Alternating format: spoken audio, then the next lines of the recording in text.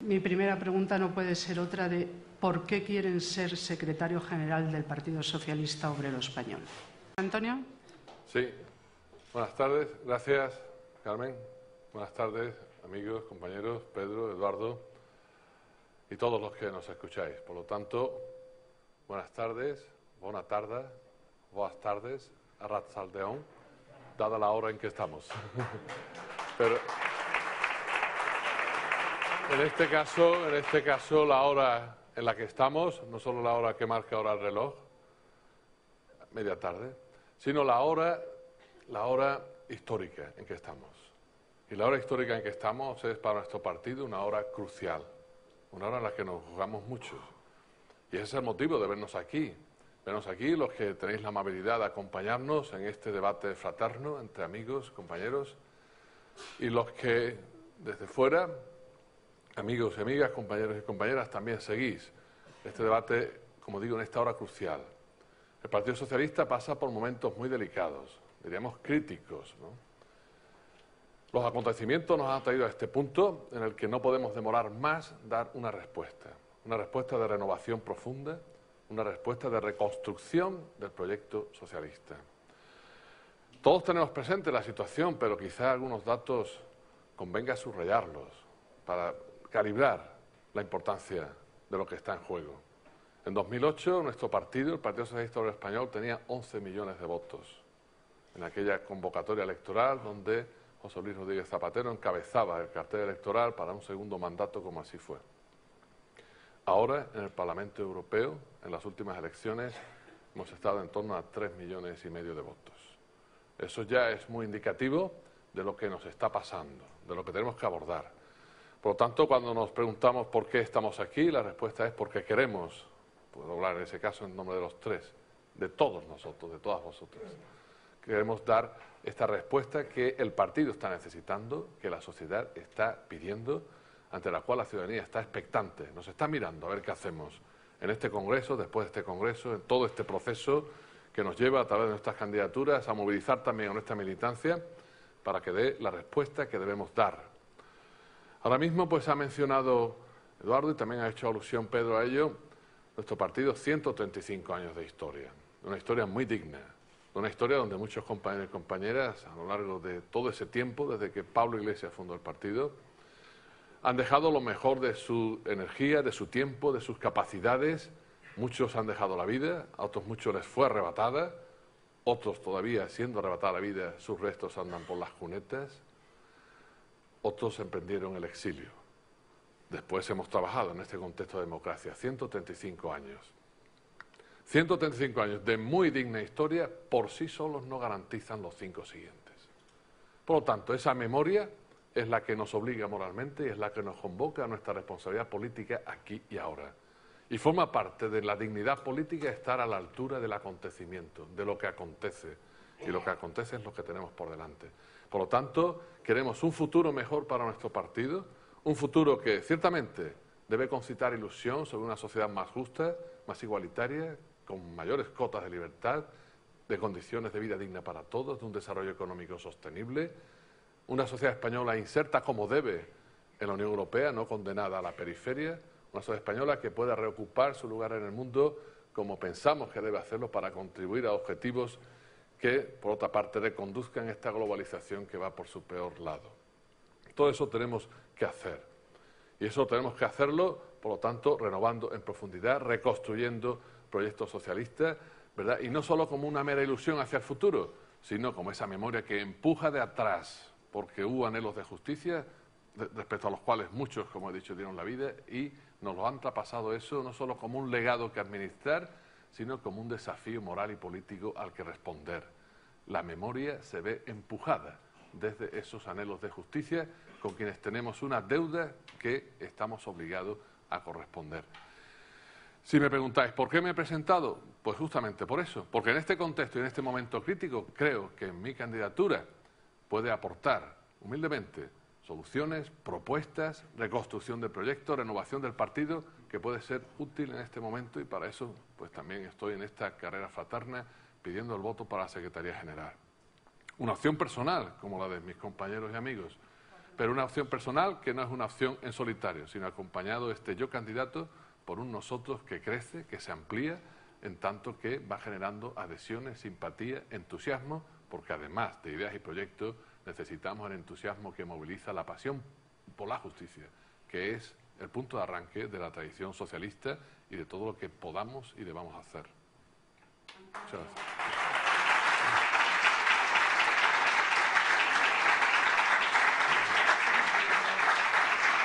Han quedado preguntas en el aire en esta primera intervención. Pedro Sánchez ha dicho: quiero que estéis en la ejecutiva si él es elegido secretario general. Yo os pregunto, no tanto si os integraríais en su ejecutiva, sino si vuestra predisposición, si ganáis, es hacer una ejecutiva donde estén representados las tres candidaturas. Eso también, que del Congreso Extraordinario que tenemos delante, esa cita a la que estamos ya convocados y a la que nos aproxima todo lo que estamos protagonizando, de ese Congreso tiene que salir un partido con una unidad mejor construida, una unidad que podamos fortalecer entre todos. La militancia lo quiere y la ciudadanía lo espera. Claro, la cuestión está a su vez cómo trabajamos esa unidad. La unidad hay que tejerla desde la pluralidad, como hay que conjugar todo. La izquierda es plural, nuestra sociedad es mucho más plural que antes, nuestra convivencia social y por lo tanto también nuestra convivencia fraterna en el seno del partido, pues tiene que saber recoger, articular esa pluralidad y armarla en ese proyecto común que todos tenemos que sostener, porque compartimos naturalmente todo lo que nos interesa proyectar hacia la sociedad que está esperándonos como proyecto socialista, reubicado claramente en la izquierda, un PSOE del que se espera que sea socialista, por tanto radicalmente democrático, con capacidad transformadora, con capacidad de presentar alternativas, no solo de gobierno, sino de políticas muy diferentes, opuestas diría, a las que hace valer una derecha neoliberal que aplica esas políticas de ajuste y de recortes de manera inmisericordia, y frente a ello nosotros tenemos que ofrecer la alternativa que la ciudadanía está esperando. José Antonio, primarias abiertas en noviembre y te presentarás. No. No a las tres cosas. Juan, ¿ese no es a las tres cosas? No, a las primarias. ¿Primarias? Vamos a ver. Este tercer candidato, que algunos llaman coloquialmente tercero en discordia, yo digo el primero en concordia, porque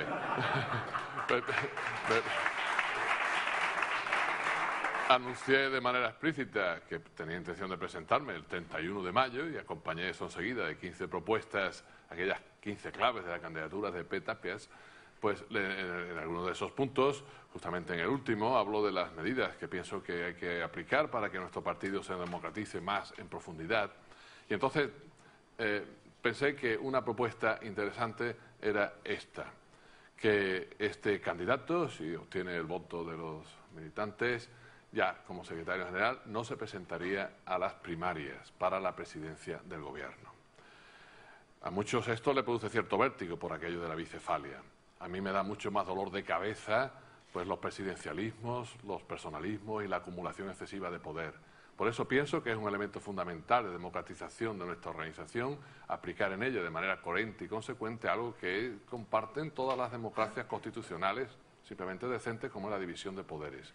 Por lo tanto, traigamos la división de poderes al seno del partido y propongo como un compromiso personal que este candidato, siendo secretario general, no concurriría a las primarias, porque es la mejor manera de garantizar que se dan, de garantizar que son imparciales, transparentes, de garantizar que es juego limpio, de garantizar que nada parecido a una organización que funciona como aparato interfiere ofreciendo ventajas o no a unos o a otros en esas primarias, ante las cuales, como primarias abiertas, la ciudadanía tiene que comprobar que son perfectamente fiables y que merecen toda su confianza. Por lo tanto, el secretario general en este caso no tiene que ser juez y parte, sino potenciar eso, potenciar la participación, potenciar que concurran diferentes candidaturas y desde ese punto de vista introducir una pauta nueva que contribuya a diferenciar lo institucional o lo orgánico, el partido y los gobiernos o parlamentos y dar más juego democrático a todos, distribuyamos ese poder, compartamos ese poder, vayamos fuera ya de tanta acumulación de cargos, cosa que se suma a las incompatibilidades, a los límites de mandatos, a la dación de cuentas o rendición, y haciendo eso, pues justamente contribuiremos a que el Partido Socialista, socializando el poder, abra nuevos caminos de democratización, no solo dentro, sino también hacia afuera. Esa es la razón por la cual, junto con otras medidas, que si es el caso ya expondré, este candidato ofrece desde el primer día para democratizar el partido. Por eso, para garantizar primarias, no me presentaré como candidato a las elecciones. Pero sí las habrá y sí en noviembre. Sí. El compromiso que asumo justamente por ello es para garantizar que se celebran en el plazo y en la forma ya previstos y aprobados por los documentos y conferencias y congresos de nuestro partido. José Antonio. Yo deseo quizá explicarme un poco mejor para que no genere malentendidos la propuesta que se entiende de bicefalia. Porque hay una cuestión, esto se enmarca en esa democratización que pretendemos todos y cada cual hace sus propuestas para ver por dónde echamos a andar. En este caso interesa un Partido Socialista lo más democrático posible porque a mayor profundización y radicalidad democráticas, más socialismo seremos capaces de hacer, practicar. Entonces, me quiero explicar mejor porque yo no prohíbo a nadie que se presente a las primarias. Vinculo el compromiso de no presentarme a mi candidatura. Soy yo, si soy secretario general del partido, el que no se presenta. Esa pauta, pues luego se valorará o no se valorará.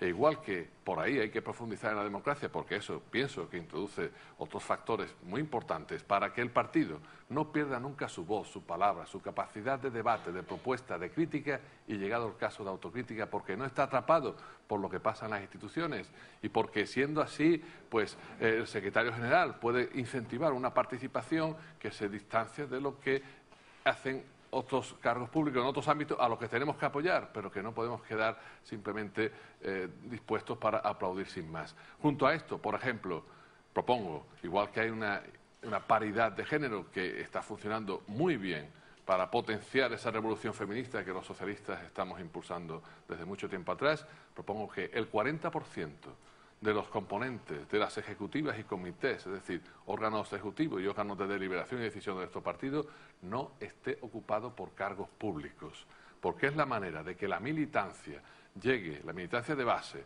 ¿verdad?, a esos órganos donde se decide, donde se aprueban, donde se toman decisiones, para que todo el partido efectivamente pueda ser protagonista de su vida, desde la base hasta su dirección.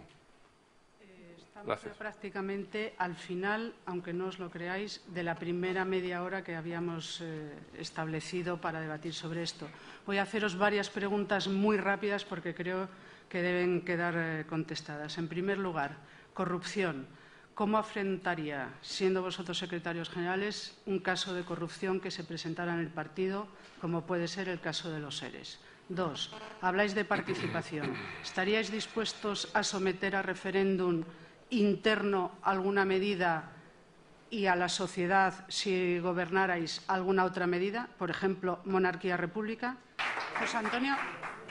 Bien. Carmen, 3 temas de gran calado. No sé si los minutos...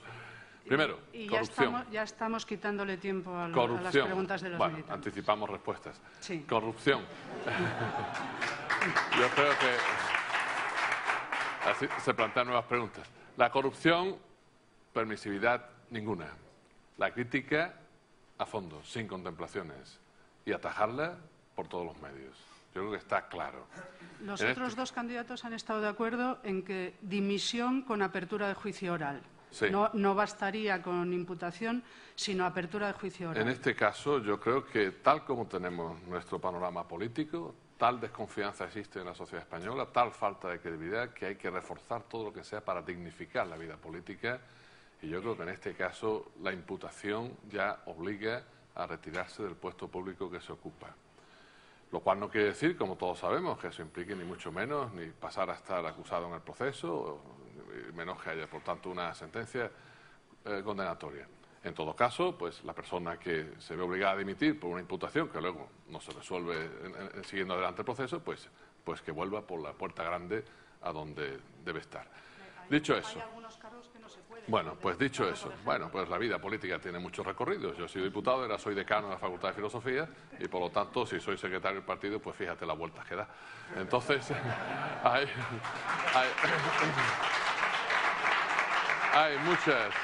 muchas vías. Segundo, la corrupción. Vamos a ver, caso Eres, socialista andaluz en mi caso. Es verdad que el Partido Socialista Andaluz pues, ha ido respondiendo a esta situación, se ha planteado en el Parlamento de Andalucía, hay un proceso judicial que parece el cuento de nunca acabar, muy duro, que nos desgasta mucho. ¿Cuán diferente hubiera sido la situación, si se hubieran asumido en el momento oportuno y por las personas a las que correspondiera la responsabilidad o las responsabilidades políticas por el caso Eres? 10 años del caso Eres, ¿verdad?, donde desde la Junta de Andalucía, en sus diferentes niveles, pudiera haber responsabilidades que políticamente no se han asumido. Porque esto no se resuelve solo en vía judicial. La ciudadanía está esperando que en este y en otros casos asumamos la responsabilidad política y desarrollemos una cultura de la responsabilidad política que es fundamental para dignificar, como he dicho, nuestra vida pública. Si eso es así, algunos otros no estarían tapándonos la boca respecto a una crítica que tenía que ser mucho más dura y mucho más incisiva respecto al Partido Popular, por ejemplo, con Trama Gürtel y caso Bárcenas. A veces mirábamos así como distante y por encima del hombro a las repúblicas bananeras y nos vimos siendo el reino barcenero. Por lo tanto, eso exige una crítica también sin contemplaciones. Nuestro secretario general y portavoz llegó a pedir la dimisión del señor Rajoy. Por estos motivos, presidente de un partido y presidente del gobierno que se ha financiado, como se ha financiado, diremos al menos irregularmente, y luego que siga la cuestión, ¿verdad?, con sobres y todo esto. Bueno, segunda cuestión, consulta. Claro que sí, lo llevo en mi programa y comparto en eso las propuestas de mis compañeros, que ante determinadas cuestiones pues hay que hacer una consulta a la militancia y llevar a cabo pues ese procedimiento democrático de la expresión directa de una voluntad que configura una voluntad común. Bien, creo que es indispensable ante ciertas cuestiones cruciales. Un ejemplo, si la reforma del artículo 135 de la Constitución, que algunos diputados no votamos, porque nos parecía inadecuada y un error, como luego se ha reconocido por muchos, tanto por el procedimiento como por el contenido, no hace falta que lo recuerde aquí, todos de esta sala lo conocemos, ambas cosas, si eso se hubiera sometido a la consulta de la militancia, probablemente esa reforma de la Constitución llamada express por los medios de comunicación, pues no se hubiera llevado a cabo, porque fue un punto donde dimos un salto cualitativo que no debimos dar porque se introdujo una cuña neoliberal en nuestra Carta Magna que supone una piedra de molino atada a la sostenibilidad del Estado social. Bien, dicho así, en aras de la brevedad, no abundaré más en la cuestión, solo recordar que efectivamente algunos, por lealtad al partido, por lealtad al proyecto, por lealtad a la militancia, por lo que debíamos a la ciudadanía, pensábamos que en ese caso el disenso que nos llevó a no votar se justificaba. Por último, monarquía o república. Vamos a ver, este tema se suscita al hilo de la abdicación del rey Juan Carlos y todo el proceso sucesorio que se abre tras ello. Primero, otro procedimiento express, por favor. El Parlamento tiene que dignificarse a sí mismo si queremos que la ciudadanía confíe en sus representantes y no diga que no nos representan. Y en ese caso hubo 30 y tantos años para abordar una ley orgánica que, aunque tenga un artículo, es de máxima importancia, por todo el debate y toda la situación que arrastra con ello. Si al hilo de esto vuelve y aflora la cuestión de monarquía o república, soy de los que piensan que es un tema que sale de nuevo, que estaba soterrado y que no se va a quitar de encima de la mesa. ¿Qué hacer? Yo propongo, y llevo con mi candidatura, que en este caso, bueno, pues ese referéndum pues no se hurte a la ciudadanía en su momento, porque es una cuestión que queda pues ahí como arrastrada desde una transición que se hizo como se hizo, que por cierto, pues son muchos los constitucionalistas como Javier Pérez Royo que reconocen que la monarquía, la corona en España, tiene un déficit de legitimación porque tiene cierto aire de restauración. En fin, podríamos abundar en análisis histórico al respecto, no es el momento. Lo que digo es que en un proceso constituyente, dadas las condiciones adecuadas, desde el escrupuloso respeto a la legalidad y desde nuestras convicciones democráticas, habida cuenta de la pluralidad de la sociedad española, ese referéndum puede realizarse y nosotros mantener, en tal caso, las posiciones republicanas de este partido, a las que obliga su memoria republicana. Perdón, eso no supone ni mucho menos falta de respeto a quien ostenta la jefatura del Estado. Majestad Felipe VI, los socialistas somos republicanos. Y desde luego no supone quiebra alguna del pacto constitucional, porque forma parte de la libertad de expresión y de las posiciones políticas que, desde el respeto al pacto que construimos, llegado el caso, pueden manifestarse al hilo de un posible referéndum. Sobre otras cuestiones de reforma federal del Estado de las Autonomías, me imagino que habrá otros momentos en el debate. Efectivamente, quedan muchos problemas, entre otros muchos que preocupan a los ciudadanos, como las propuestas para el empleo, Cataluña, etcétera, etcétera, pero como me imagino que los militantes lo va a hacer y ya les hemos comido un cuarto de hora de su tiempo.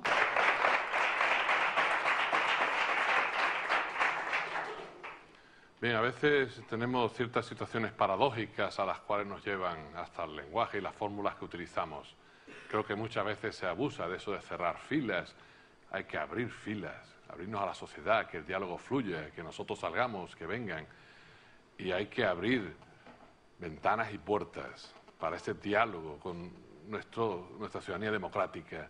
Y justamente es que lo que hay que hacer es cerrar las puertas giratorias. Hay que abrir las puertas del partido y cerrar las puertas giratorias. A más puertas giratorias, más cerradas quedan de rebote las del partido. ¿Y eso por qué? Vamos a ver, cuando hablamos de puertas giratorias no es cualquier puerta, no es solo el mero retornar a la profesión que se dejó, que cada cual está en su derecho de retomar y seguir.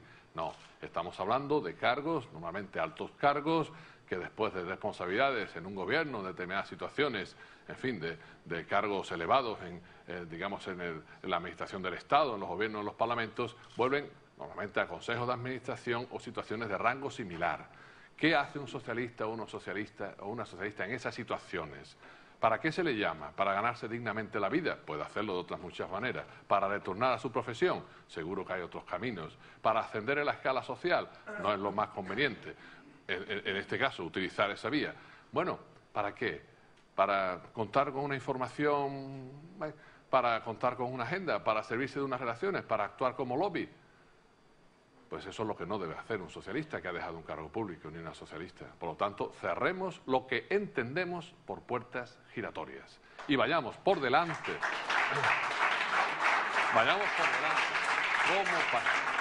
Vayamos por delante como partido de la legislación. Todo eso tiene que ir en esa transparencia a la que hemos aludido. Todo eso tiene que ir pues también en reformas electorales de partidos y hasta de financiación de partidos políticos. Todo eso tiene que ir ahí. Pero nuestro partido, desde su normativa interna, ¿para qué sirven las comisiones de ética que nombramos en los congresos? Porque las puertas giratorias no son éticamente defendibles, no son políticamente justificables y son estéticamente feísimas, dañan la vista. Pero si es que ve uno el listado de quienes han cruzado las puertas giratorias y es escandaloso para la ciudadanía, pues eso es lo que no debemos permitir. Y si tenemos que arbitrar criterios en el partido, yendo por delante de las instituciones en esa función de ejemplaridad que mencionabais citando a Pablo Iglesias, hagámoslo. Va en la credibilidad de la política, en la credibilidad de nuestro partido y en la dignificación de la vida pública. Bien, esto es realmente magnífico porque estamos avanzando muchas cuestiones del Congreso y pergeñando un programa electoral que va a ser, vamos, de lo mejor. Por la izquierda, girando a la izquierda. Bien, en cuanto a secretario general, bien, hablando en tercer lugar, claro, me sumaría a muchas de las cosas que habéis propuesto. Yo quiero insistir, asumiendo mucho de lo dicho, en que es fundamental para este partido, ya habéis avanzado también algo sobre ello, reganar el diálogo social con las organizaciones sindicales, el diálogo en nuestra sociedad con los movimientos ciudadanos, mareas verdes, blancas, todos los movimientos que han estado luchando para resistir pues esas políticas agresivas de desmantelamiento del Estado social o de bienestar, de recortes de derechos sociales, incluso de recortes de derechos civiles como de manifestación, de reunión, de trabajadores que están en sus huelgas defendiendo, digamos, los derechos y los logros que han conseguido muchas veces a lo largo del tiempo y que de un momento a otro se desmantelan. Hay que reganar todo ese diálogo con todos esos movimientos sociales, con toda esa ciudadanía que tiene que ser protagonista de nuestros procesos de cambio, los que impulsemos en esa línea transformadora. A su vez, haciendo eso desde el partido, por lo tanto, abriendo también nuestras sedes que sean casas del pueblo y recuperando lo que significa pueblo en un momento donde estas políticas que se llaman de austericidio, en verdad son de democidio. de liquidación del pueblo como conjunto de sujetos con sus derechos, ¿verdad?, llamados a ejercerlos, y que se nos recortan los derechos, los logros, ¿verdad?, nuestras aspiraciones, nuestras expectativas, y que se va descoyuntando ese pueblo al que se le condena, bueno, a aguantar, ¿verdad?, hasta el límite de lo soportable. Y no basta aguantar, hay que resistir y resistir transformando. Y ahí el Partido Socialista tiene una misión que hacer, porque ese resistir transformando es de donde salen las alternativas que tenemos que construir. Segundo lugar, como secretario general, impulsaría, bueno, pues los cauces para buscar vías de entendimiento de que no solo nos permitieran recuperar la confianza del electorado perdido, conseguir la credibilidad para nuestro proyecto, situar a nuestro partido en la izquierda, sino ir generando alternativas de izquierda frente a una situación que no podemos salvar, ni mucho menos con lo que algunos proponen, la gran coalición. La gran coalición es una gran trampa. Por lo tanto, el Partido Popular, la derecha, las derechas del mundo mundial, que no se van a apear de su proyecto neoliberal, lo que necesitan es una política transformadora alternativa enfrente, que hay que tejerla desde esa alianza, de esas coaliciones que podamos articular desde la izquierda. Y además, dicho eso, desde la Secretaría General impulsaría, en aras de esa transparencia, que el partido hiciera públicas, ¿verdad?, todo lo que son sus cuentas, su estado interno, su financiación, y además invitaría a que todos los cargos públicos que ocupen responsabilidades políticas en distintas instituciones procedan a hacer eso en el caso de los cargos socialistas. Transparencia, porque con esa transparencia seguro que se evitarían muchos casos de corrupción. Como no voy a ser presidente del gobierno, porque no voy a presentar a candidato desde la Secretaría General, por lo tanto desde el partido, a quien fuera, quizá vosotros, candidatos y en su caso presidente del gobierno, y ojalá sea pronto, le propondría algunas cosas. Primero, en el capítulo de derogaciones y, en fin, compensar, restaurar todo lo que ha afectado a una sociedad dañada, descoyuntada, desestructurada socialmente, inducida pues a ese alejamiento escéptico respecto de sus instituciones democráticas, pues ese capítulo de derogaciones y de cambios legales, la educación. Lo que está haciendo el ministro Wert con este país, que no es Wert, es Rajoy, es el gobierno popular, es un desastre. Es meternos, bueno, primero en un planteamiento antigualitario respecto a la educación, por lo tanto radicalmente injusto. Es hacer de las escuelas empresas, de la educación un negocio, como pretenden hacer de la sanidad, y de la universidad pública un caos, una catástrofe. Porque además eso va a empezar a acelerar el paso ahora en verano si nos descuidamos cuando esté la gente de vacaciones, ¿no? Por lo tanto, hay que recomponer eso, porque ahí está el futuro del país, las posibilidades de desarrollo, de formación, también para combatir el paro, para salir del éxodo laboral de millones de jóvenes y de personas que ahora tienen que emigrar de nuestro país, ¿verdad? Y para, en fin, volver a tener una economía que no dependa de otras cosas, el conocimiento. Dos propuestas que alentaría al presidente o presidenta del gobierno. Una de ellas, Europa. Europa ha salido de estas elecciones enormemente fragmentada. ¿Qué significa hoy Europa? Está tan desdibujada como nuestro proyecto, hay que recomponerlo, ¿verdad? Y para recomponer ese proyecto, pues hay que afrontar esos nacionalismos xenófobos, se dicen euroescépticos, en verdad antieuropeístas y a veces fascistas. Pero además de fragmentada, esta Europa está fracturada. Y como dije antes, a nosotros nos han puesto en el sur, nos llamaron pigs. El sur no es solo un lugar geográfico, el sur es un lugar económico y político, es la periferia. Nos han puesto en una posición subalterna, nos han condenado a exportar mano de obra, que quieren que sea cualificada, este paso no será cualificada. Nos han condenado, bueno, a no estar en los ámbitos de decisión. Si ahora acordamos lo de la doble velocidad de Europa, eso sería un lujo, porque ahora hay múltiples velocidades y una Europa que habla de unión monetaria, que apenas avanza en unión fiscal, que no resuelve ni la tasa Tobin o de impuestos sobre las transacciones financieras, que no resuelve lo del Banco Central y los eurobonos y que está bajo la hegemonía de Alemania y la Troika con el Fondo Monetario y el Banco Central. Pues ahí tenemos que articular respuestas, porque las reformas de nuestro país, en serio, dependen, si no queremos que nos asfixien, de las articulaciones por la izquierda que hagamos en Europa. Me falta la tercera, perdón. Coincido contigo, Eduardo, totalmente. Hay que recomponer el diálogo para salir de la grave crisis institucional de nuestro Estado en medio de la crisis económica y social tan dura en que estamos. El paro, primera prioridad. efectiva, que debe ser lo que no lo es ni para este gobierno ni para las instituciones europeas. Pero además de eso tenemos una crisis y con plazos que se agotan. El tiempo tampoco es un recurso indefinido para abordar pues que este Estado, que tiene cinco siglos de historia, como el Partido Socialista, que 135 no garantizan los 5 siguientes, los 5 siglos no garantizan los 20, 30, 50 siguientes. Y hay que acometer una reforma constitucional en profundidad. Creo que es un proceso constituyente, orientándolo, como se ha hecho ya el partido, hacia un Estado federal, a resultas de la reforma que se haga de un Estado de las autonomías, que nos ha brindado mucho rendimiento positivo en democracia, en desarrollo económico y social, etcétera, pero que presenta graves síntomas de agotamiento. Y frente a eso, resolver cuestiones de redistribución de cargas y recursos, cohesión, solidaridad y cuestiones de reconocimiento de la pluralidad nacional existente en la realidad política española. Hay que resolver la cuestión de las naciones y llevarla a texto constitucional.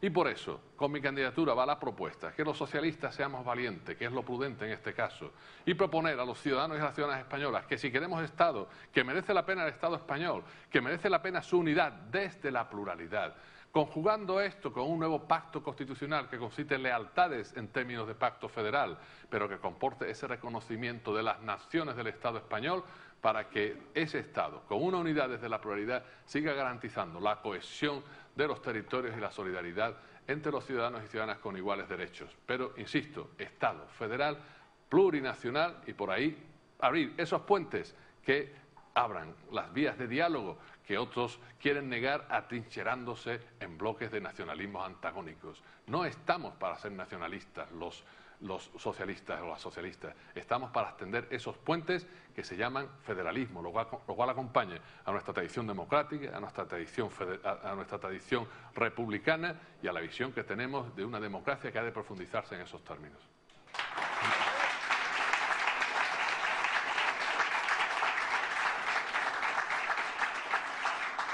Se han planteado en estos turnos muchas cosas. Pedro, tú no has hablado del tema de Cataluña. ¿Cuál es tu visión? Y me gustaría, perdona, también hacer otras 2 preguntas dentro de este tema a los 3. Una es, relación del Partido Socialista Obrero Español con el PSC. Y 2, ayer mismo el presidente Rajoy dijo que esperaba que el próximo secretario general mantuviera la unidad con el Gobierno a la hora de abordar el problema catalán. Bueno, vamos a ver. Bien, gracias, compañeras y compañeros. Sí, es un asunto especialmente delicado. Desde el punto de vista del Estado, lo más importante y grave que tenemos que resolver. Os diría que uno de los motivos para presentar mi candidatura es este, también, parafraseando a Unamuno, sin quizás el tono grandilocuente de su lenguaje, pues diría que me preocupa el Estado español y mucho. Y por eso estoy también aquí, porque aquí me avalan no solo los 10.000 avales, redondeando, que me han permitido generosamente llegar a esta fase de este proceso congresual de cara a las elecciones del 13 de julio, sino que me avala una trayectoria. Llevo décadas presentando enmiendas federalistas a nuestro partido en sus congresos. Por cierto, en el 38 todavía se rechazaron. A los 6 meses, nuestro secretario general estaba haciendo campaña con los socialistas de Cataluña, hablando de federalismo y del derecho a decidir. Por lo tanto, ¿por qué? ¿Por qué llegamos tarde? ¿Por qué no somos más valientes? Que no es ser imprudentes, sino asumir la responsabilidad política cuando hay que hacerlo. Y presentarnos con proyectos exponiendo las razones a la ciudadanía, que es una ciudadanía adulta, crítica, informada, con capacidad de juicio y que tiene las mismas preocupaciones que todos nosotros por su Estado español, nuestro Estado español. Dicho esto, vamos a ver. Yo creo que aquí hay que tejer esa reconfiguración del Estado español en términos constitucionales. Y el Partido Socialista dio el paso, ciertamente, ya más allá, afortunadamente, de la Declaración de Granada. Pero creo que a la Declaración de Granada le hace falta un horizonte, le hace falta algo que haga de la Declaración de Granada no solo una propuesta técnica, política y jurídica de cómo se reformula el Estado de las autonomías para ser federal, porque el Estado español necesita generar la convicción de que merece la pena seguir viviendo juntos en el Estado español. Necesita compartir un proyecto que genere entusiasmo, que genere adhesiones. Nadie se le puede obligar a que esté en casa si ya no lo considera su casa. Por lo tanto, aquí hay que hilar muy fino y generar esos puentes de diálogo, buscar nuevas vías de consenso. Y yo creo que hay que generar esa propuesta federalista, entre otras cosas, para respaldar a nuestras compañeras y compañeros del Partido Socialista de Cataluña. Vaya por aquí mi saludo más afectuoso a Pérez Navarro, a toda su ejecutiva y a todos los compañeros y compañeras del Partido Socialista de Cataluña, que se ven como se ven en un trance muy difícil y complicado, porque se han vuelto hacia adentro desgarrándolo las contradicciones y las tensiones que se viven en Cataluña cuando se replantea su situación en el Estado español en estos momentos. Y por jugar ese papel de mediación, pues justamente quienes han dedicado a dinamitar puentes, pues han hecho que el Partido Socialista se vea tensionado hasta ese punto. Y desde aquí, vaya, mi apoyo a Miquel Iceta como candidato ya y deseando lo mejor, y lo que formulo son sugerencias, invitación a los socialistas de Cataluña y a nosotros mismos para abordar este problema con la mayor lucidez, con la mayor potencia ética y política, con esa voluntad de inclusión democrática en nuestra sociedad. Por eso propongo, y va con mi candidatura, que ese Estado federal se reformule en términos de un Estado plurinacional. Para eso hay que hacer una reforma constitucional de gran calado. No se arregla con cambios superficiales, incluso con un Senado, que por cierto, pienso que en cualquier caso debe existir. Un Estado complejo y compuesto como el nuestro no puede prescindir de un Senado como Cámara Territorial. La cuestión es que funcione bien el Senado. Dicho eso, pues hay que rearticular esa Constitución con los términos de redistribución y reconocimiento que formulé antes. Ahora, ¿cómo nos orientamos para llevar adelante esa reforma constitucional y no fracasar en ello? Porque nos estamos jugando muchísimos. Tendremos que saber qué piensan los catalanes, por ejemplo, quizá en un momento los vascos. ¿Y qué piensan los catalanes? ¿Cómo se resuelve? Desde el escrupuloso respeto a la legalidad, explorando las posibilidades de la Constitución, del artículo 92, uno y otros. ¿Cómo se resuelve? Pues haciendo que los catalanes tomen la voz en una consulta, como la que apoyaron los socialistas de Cataluña cuando comparecieron a las elecciones autonómicas. ¿Qué pasó? Que por el camino hay muchos oportunistas, demagogos, populistas y gente que al hilo de todo esto hacen más ruido que comunicación. Hay que restaurar eso. Y estoy seguro que los socialistas de Cataluña van a tratar de restaurar esos puentes y esa comunicación para desbloquear esta situación. Necesitamos saber qué piensan los catalanes y eso se puede resolver mediante un referéndum consultivo. Consultivo, no decisorio, al comienzo de un proceso. Quienes tienen torcidos intereses en estos han inducido a confundir un referéndum consultivo con un referéndum de autodeterminación. No tiene por qué ser así, no debe ser así. Un referéndum de autodeterminación es jurídicamente algo que se realiza con carácter decisorio al final de un proceso, vinculante por tanto. Y nos interesa saber en un referéndum consultivo, legal, con juego limpio, con preguntas sin trampa, ¿qué piensa la ciudadanía de Cataluña? Si se dan las condiciones y se accede entre todas las fuerzas políticas a realizar esto, tendremos unos criterios para no fallar en la reforma constitucional que hay que hacer. Y un referéndum consultivo de estas características, la ciudadanía catalana no suplanta, ni quita, ni sustrae nada al referéndum que tiene que hacer toda la ciudadanía española al final de la reforma constitucional que se proceda a acometer en lo que, dada la gravedad de los asuntos, tiene que ser un proceso constituyente. Esa es la propuesta que creo que podemos aupar del Partido Socialista en unos momentos tan críticos para el Estado español y, en definitiva, para la sociedad española. Formulando esa propuesta, podemos ir al norte del Ebro, al sur del Ebro, desde Extremadura hasta Cataluña, desde Andalucía hasta Euskadi y Galicia, defendiendo esto. Y la ciudadanía nuestra lo entiende, la ciudadanía nuestra lo puede compartir. Y por eso, como he dicho a veces por escrito y verbalmente, invitemos al federalismo, porque tenemos razones para defender en España la propuesta federal de un Estado plurinacional.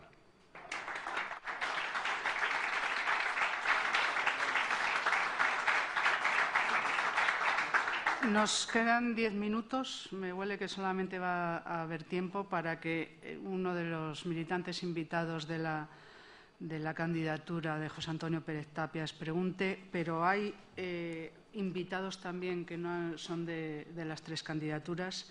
Está Marisa Soleto, directora de la Fundación Mujeres, portavoz de la plataforma Decidir nos hace libres, y Soledad Murillo, profesora de Sociología de la Universidad de Salamanca, que quieren plantear asuntos sobre igualdad. Daría primero la palabra a la candidatura de José Antonio Pérez Tapia y luego a una de las dos, la que quiera, preguntaría también. Primero, tienes tú la palabra. Aquí. Ah, perdón. ¿Perdón?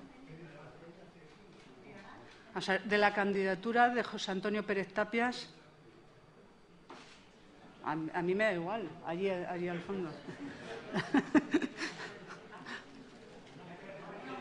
Vale. Hola, gracias. Por ser mujer, dicen. No, bueno, yo soy mujer y pedí el turno hace rato y espero pacientemente como todos. Yo creo que, bueno, hola a todos y a todos. En primer lugar, creo que darnos la enhorabuena a todos porque el debate nos hace grandes a todos como partido y eso es lo importante que creo que se está demostrando hoy en esta sala.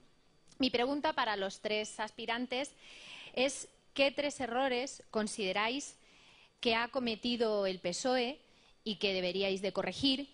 ¿Y cuál fue la posición de cada uno de vosotros en ese momento?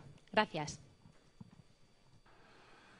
En este momento donde efectivamente tenemos este debate que nos ayuda a profundizar en la calidad democrática de nuestra vida como partido, me alegro mucho de que hagamos un ejercicio de autocrítica formulando errores, no para flagelarnos, sino para corregirnos. Y es verdad, porque esta sala es donde se reúne el Comité Federal y donde tantas veces hemos mencionado pues cuestiones que habría que corregir, por lo menos algunos levantábamos la mano y lo decíamos, y muchas veces no se lograba. Por lo tanto, hay errores que son más puntuales en un momento determinado, otros de largo recorrido, ¿verdad, Eduardo? Porque esa denuncia de los tratados del Estado español con la Santa Sede, hemos tenido mucho tiempo para realizarla y se debió de realizar hace pues tanto tiempo como hemos tenido. Bien, pero voy a añadir algunas cuestiones más que me parecen fundamentales. Perdón por ser reiterativo. En los tiempos recientes fue un error la reforma del artículo 135 de la Constitución. Fue un error. Fue un error.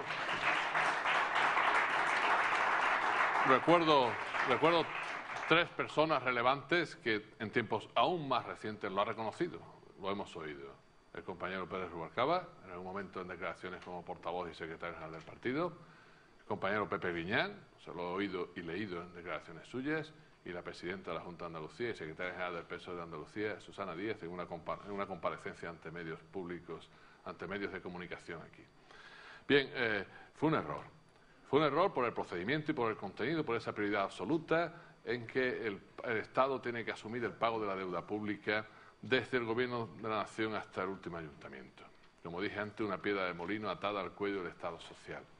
Vamos a ver, el error no fue solo del compañero Zapatero. El error fue del partido y del grupo parlamentario en su conjunto, que no supimos reaccionar ante esa medida que se nos imponía de fuera. Porque esa medida mostró el desvalimiento de nuestros planteamientos políticos tras muchos siglos de contaminación neoliberal. Para resituar el partido de la izquierda tenemos que ponernos un fuerte antídoto de antineoliberalismo. ¿Por qué? Porque hemos pensado que podíamos hacer políticas sociales y sostener el estado del bienestar sin políticas económicas socialdemócratas o socialistas. Y hoy sabemos que no es posible.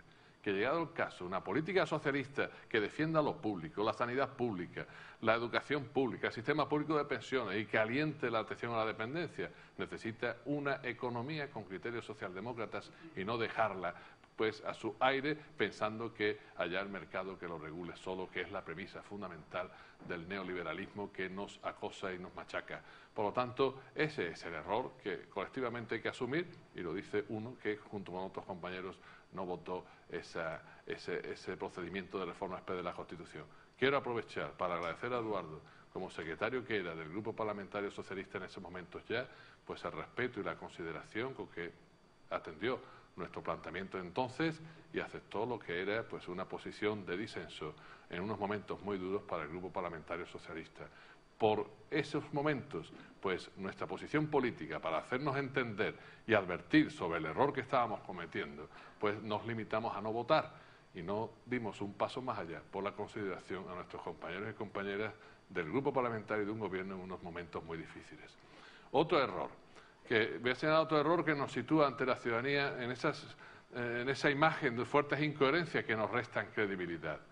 Vamos a ver, estamos hablando, y algunos lo insistimos, en que hay que potenciar, pues una economía saneada, ¿verdad? Un sistema financiero al que se le ha inyectado pues mucha financiación pública en forma directa, en forma de aval, ¿verdad? Incluso algunos llevamos en nuestras propuestas para que la lucha contra el paro sea efectiva desde todos los recursos, pues una banca pública que resuelva ya qué hacemos con el ICO y que no acabamos de dilucidarlo de una manera clara. El caso es que diciendo todas estas cosas, plantándonos contra las medidas del Gobierno, criticando incluso lo que hemos hecho en las cajas de ahorro desde sus consejos de administración y todas estas cosas, claro, luego cometemos tales incoherencias que son graves errores. Porque cuando llega Bankia y el asunto de Bankia con la envergadura que tiene, ¿verdad?, pues no se formula, ¿verdad?, con la suficiente énfasis y credibilidad la necesidad de llevar adelante una comisión parlamentaria de investigación en torno al asunto Bankia. Claro, eso nos mete en una incoherencia fuerte, ¿verdad?, respecto a lo que estamos diciendo, y la ciudadanía nos está escuchando. ¿Cómo nos va a creer en nuestra crítica al Gobierno, ¿verdad?, si el Gobierno por una parte nos tapa la boca con el artículo 135 reformado y por otra parte pues en cuestiones tan duras, cruciales, donde en fin hemos puesto todo lo que del Estado se puede poner para al fin y al cabo alentar costes públicos y beneficios privados, y resulta que no somos capaces de promover con la suficiente fuerza una comisión parlamentaria en el asunto Bankia? Esas incoherencias son las que luego nos castigan también electoralmente y nos restan credibilidad. Y un error más, que no quiero que se vea como algo puntual, sino como sintomático, en dos sentidos. No se pueden hacer pactos de gobierno a cualquier precio. Tenemos que tener una clara estrategia política, unas prioridades, unos criterios para decidir qué pactos queremos, y ya he formulado pues lo que pienso y pensamos desde mi candidatura: no gran coalición, pacto que hay que tejer por la izquierda, en algún caso hay que hacer pactos de gobierno o de Estado, pero nunca solo a dos con el Partido Popular, porque así nos perciben como parte del sistema y no como transformadores del sistema. Bien, un punto sintomático de pactos que se pretendieron a cualquier precio, y además contradijimos nuestras líneas políticas justo allá donde queremos reforzarlas con todos los motivos: la dignidad de la mujer, de su capacidad de decisión, la ley de igualdad de género y todo ello. Ponferrada, en el Ayuntamiento de Ponferrada, para generar pues un gobierno determinado, pues nuestros compañeros y compañeras del Partido Socialista hicieron un tipo de alianza de gobierno que no debió de producirse en ningún caso. Es verdad que hoy no están en el partido, es verdad que aquello generó comisiones gestoras y todas esas cosas, es verdad a su vez que debieron asumirse más responsabilidades políticas por aquel mal trance que puso en evidencia y en una contradicción grave, y así lo manifestamos desde muchas instancias del partido y desde luego los colectivos feministas de nuestro partido, ¿verdad?, que ese paso no se debería haber dado, y fue un error grave, más allá de la anécdota por el síntoma que reflejaba.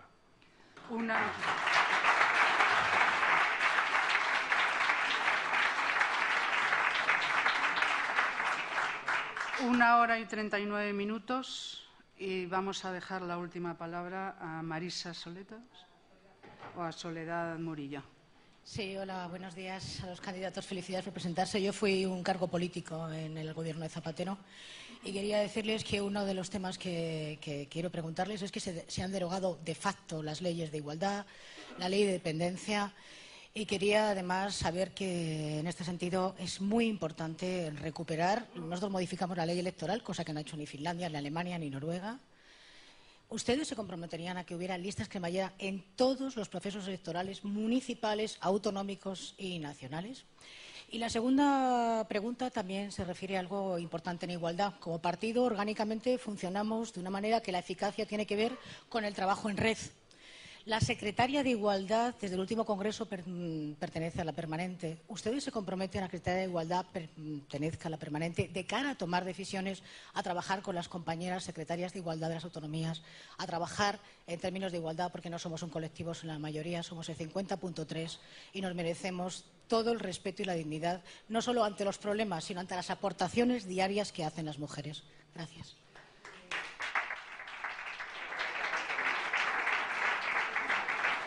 Gracias. Con vuestras respuestas.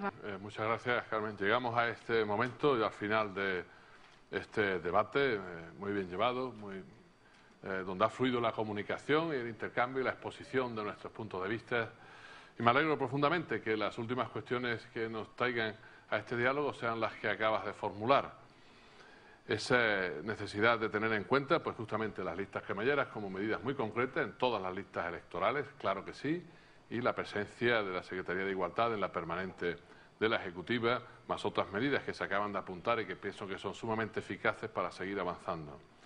Pero como bien ha señalado, yo creo que más allá de las medidas concretas, compañeras y compañeros, pues hay que tener muy presente el qué tenemos delante.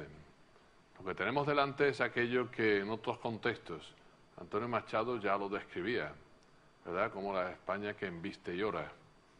Por lo tanto, es neoliberalismo y neoconservadurismo, con esas dos ruedas que se retroalimentan mutuamente y por un lado embisten y por otro rezan a no sé qué falso Dios, que entre otras cosas parece ser muy patriarcalista. Por lo tanto, vamos a enfrentarnos a esta derecha y a corregir lo que haya que corregir en estos momentos de regresión, porque estamos más que convencidos de que hay que impulsar todo lo que sea el progreso en la emancipación, en la libertad, en la igualdad y en la justicia, a las que nos convoca la dignidad de todas y cada una, de todos y cada uno. Bien, dicho eso, yo creo que el Partido Socialista, si en algo es reconocido indudablemente, es en cómo hemos impulsado, y es verdad que el papel de José Luis Rodríguez Zapatero ha sido ahí especialmente eficaz, cómo hemos impulsado la revolución feminista de las mujeres.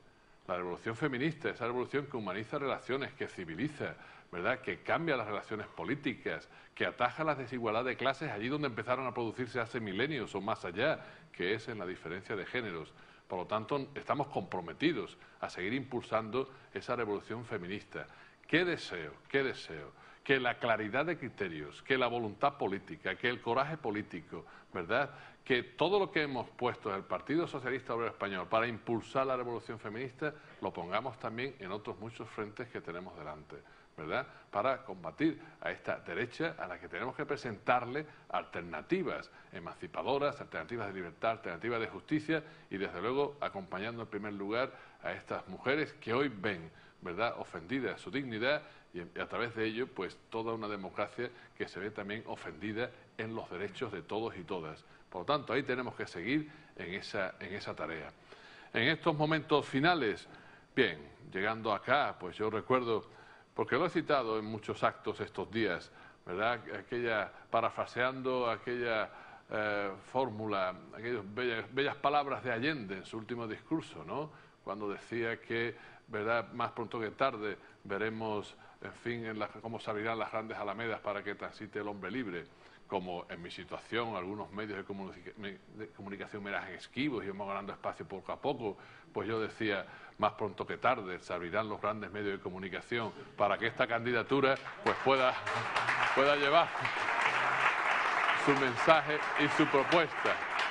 Así, quiero agradecer a los medios de comunicación las puertas abiertas, poquito a poco, pero algunas desde el principio, otras han tardado un poquito más, pero bueno, forma parte de la realidad. Y quiero agradecer pues el trabajo tenaz, generoso, eficaz, alegre, entusiasta de los equipos que me han acompañado, que me siguen acompañando en este recorrido de esta fraternal carrera, en fin, electoral, carrera porque hacemos más kilómetros que el baúl de la Piqué. Entonces, unos con el Peugeot y otros no os diré cómo porque, en fin, hay de todo. Entonces, pero creo que llegados a este punto, pues eso que he ido diciendo en muchos actos, en fin, en tono de broma y para, por otra parte, reivindicar la igualdad de oportunidades de camino, pues yo creo que ya hay que decirlo de otra manera, ¿no? Se abrirán las grandes alamedas para que más pronto que tarde este Partido Socialista llegue a todos los ciudadanos y a todas las ciudadanas de España con un mensaje de transformación, con una convocatoria situada claramente en la izquierda, con una credibilidad ganada y dispuesto a recibir la confianza de nuestro electorado. Para eso, pues justamente hay que ganar entre todos ese Congreso extraordinario. Y nosotros, yo creo que lo compartimos los tres, podemos vaticinar que el Congreso nos va a salir bien frente a tantos malos augures que hay por ahí. Ya sabéis que hay gente que se apunta a las profecías de desgracias, ¿no? O aquellos otros que quisieran vernos como asalariados de nuestra destrucción, que diría el poeta Félix Grande. No, somos trabajadores y trabajadoras de nuestra propia reconstrucción del proyecto para reconstruir esa realidad social de España, de una España tan dañada que está sufriendo como sufre y con muchas medidas injustas esta crisis que nos azota. Pero estamos convencidos de que el Congreso va a salir bien. ¿Por qué? ¿Por qué? No solo porque llevamos nuestras propuestas, en fin, cada cual modulando un proyecto común de la manera en que lo hace, sino porque estamos comprobando a lo largo de todo el territorio, de todas las federaciones, de las agrupaciones que visitamos, pues una vez más, la calidad humana de nuestra militancia, ¿verdad? La calidad de tantas personas, de tantos compañeros y compañeras que en los pueblos más remotos, en los barrios, en los lugares más alejados o no alejados, también en el centro de tantas periferias, ¿verdad? Pues están dispuestos a seguir tomando las riendas del Partido Socialista, a levantarlo, ¿verdad?, a reconstruir proyectos. Y eso no solo aportando ideas, no solo aportando proyectos, propuestas, sino aportando entusiasmo. Aportando entusiasmo y aportando pasión. Sin pasión no se hace nada grande ni en la historia colectiva, ni tampoco en la biografía individual. La pasión por la justicia, que es una libertad e igualdad, y es la que nos mueve a los socialistas y para la que en cada una de nuestras candidaturas pedimos el voto. Por lo tanto, en el Congreso Extraordinario nos vemos después de pasar por las urnas del día 13 de julio. Muchas gracias.